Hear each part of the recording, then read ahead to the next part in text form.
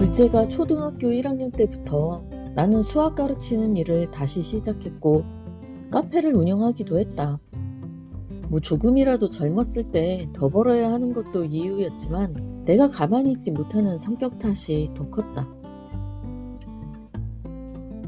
그리고 더 큰 이유는 따로 있었다. 내가 시간이 많으면 내 에너지가 두 아들에 몰빵을 해서 애들도 나도 너무 힘들어졌기 때문이다. 말하자면 긴데 다들 그렇듯 나도 두 아들을 키우면서 참 파란만장한 일들이 스펙터클하게 펼쳐졌고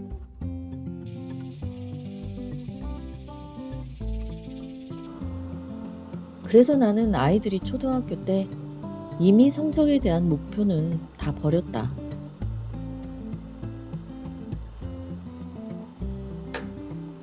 그래서 내가 해보고 싶은 일도 마음 편히 시작할 수 있었다.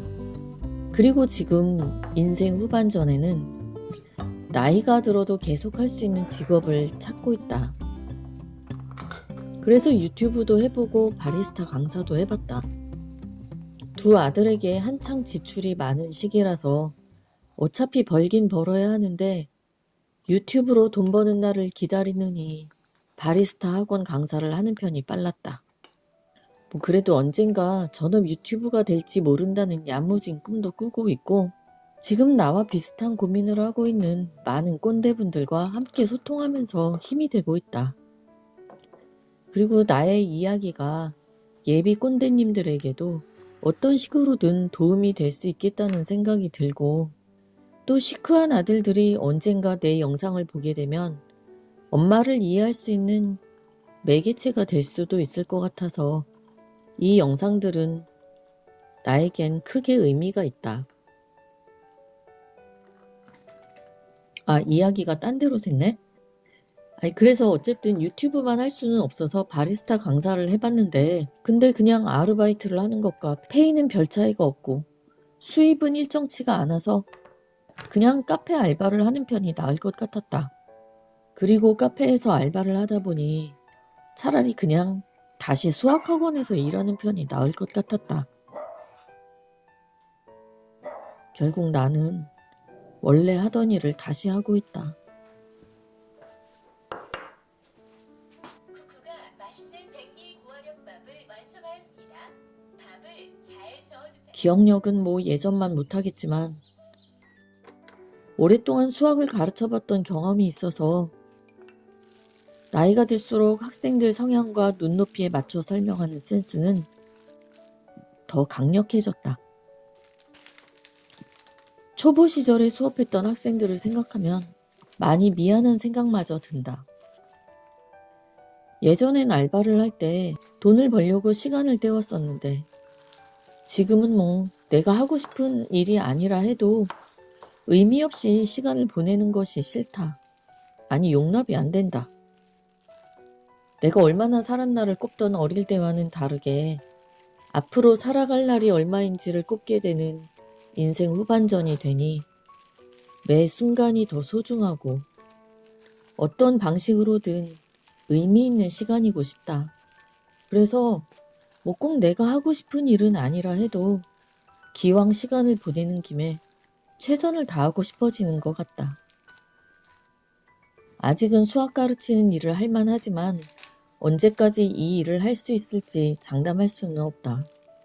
그리고 나는 크리에이티브한 일을 더 좋아한다. 남들이 들으면 웃을지 모르겠지만 나는 노년에는 뭔가 창작하는 일을 하고 싶었다. 그래서 도전해보려 했던 직업이 유튜버를 겸한 카페 컨설턴트, 파티쉐, 디저트 전문가, 전업 유튜버? 이 나이에도 꿈은 참 거창하네. 결국 지금은 현실과 타협하고 다시 수학을 가르치고 있으면서 그래도 앞으로는 조금씩 내가 생각하는 일을 향해 전진할 것이다. 나이가 들면 그런 꿈들이 다 시들해지는 줄 알았다. 지금 생각해보면 부모님이 내 나이셨을 때도 우리들 뒷바라지 하느라 자신들의 꿈은 생각도 하지 못하셨다. 나도 그땐 그런 게 당연한 줄 알았다. 지금 생각해보니 무척 죄송하고 안타까운 마음이다. 정신없이 살다가도 어느 날 문득 우울한 날이 있다. 오늘이 바로 그런 날이다. 요즘 날씨가 춥고 꿀꿀해서일까? 이 나이가 되도록 뭐 이룬 게 하나도 없다는 생각이 들어서일까?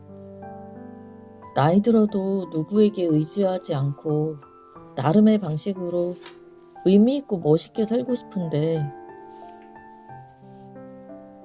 그렇게 늙어갈 수 있을지 막막해서 그런 것 같기도 하고 20대부터의 30년도 눈 깜빡하는 사이에 흘러버렸다. 앞으로의 30년도 생각처럼 길지 않을 것 같다는 생각도 들고 잘은 모르겠지만 그냥 꿀꿀했다.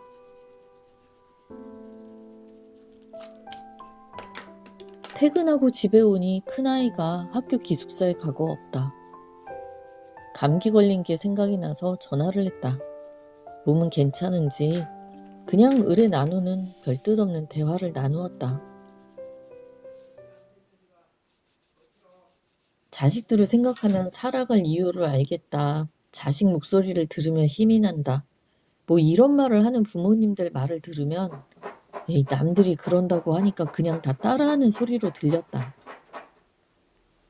그런데 오늘 감기가 다 나았다는 큰아들의 말 한마디, 그리고 시험 끝나고 친구들과 코엑스 코믹스 전시회 가고 싶다면서 4만 원만 달라는 사춘기 고딩아들, 아쉬울 때만 상냥해지는 둘째의 애교 때문에 푸식하고 웃음이 났다. 그 사이에 우울했던 기분도 어디론가 달아나 버렸다.